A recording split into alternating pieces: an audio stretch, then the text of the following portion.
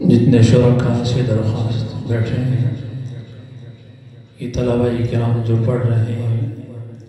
मैंने पहले अर्ज़ किया ये बड़ा मुश्किल काम है। आप हज़रात अगर यूँ खामोश बैठे रहे तो ऐसा महसूस होगा शायद ये कब्रिस्तान में पढ़ रहे हैं। कब्रिस्तान तो नहीं है ना, जिंदा दिल लोगों में बैठे हैं। तो आपने जब सवाल का इख्तिताम हो तो इनकी हौसला अफजाई में माशाअल्लाह सुबहान अल्लाह से इनको दाद देनी, ताकि इनका हौसला बढ़े और ख़ूबसूरत के अंदाज से पढ़कर सुने। बेटा आपसे पहला सवाल है, अऊज़ु बिल्लाहि मिनश शैतानिर रजीम, बिस्मिल्लाहिर रहमानिर रहीम, फमा लकुम फिल मुनाफिकीन फिअतैन वल्लाहु अरकसहुम बिमा कसबू।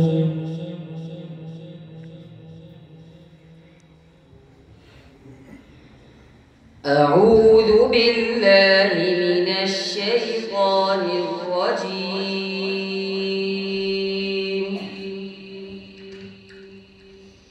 बिस्मिल्लाहिर रहमानिर रहीम,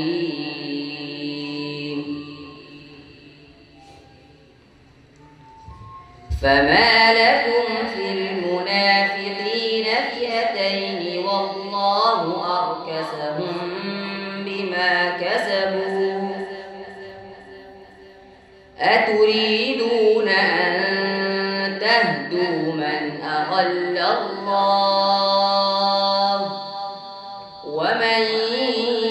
युज़लिलिल्लाहु फलन तजिद लहु सबीला,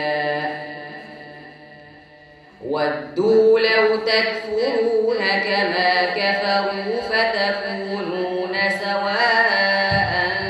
फला तत्तखिदू मिनहुम अवलियाअ हत्ता युहाजिरू फी सबीलिल्लाह, फ़इन तवल्लौ फ़ख़ुज़ूहुम वक़्तुलूहुम हैथु वजदतुमूहुम वला तत्तखिदू मिनहुम वलिय्यन वला नसीरा,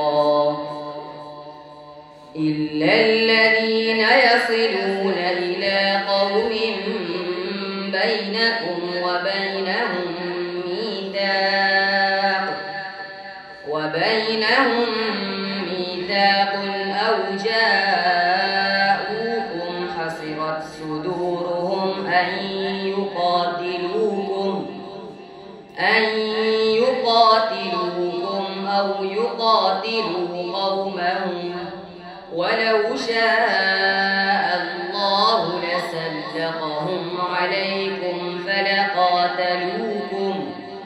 فإن اعتزلوكم فلم يقاتلوكم وألقوا إليكم السلم فما جعل الله لكم عليهم سبيلا، ستجدون آخرين يريدون أن يأمنوكم ويأمنوا قومهم، كلما ردوا إلى الفتنة أركسوا فيها، فإن لم يعتزلوكم ويلقوا إليكم السلم ويكفوا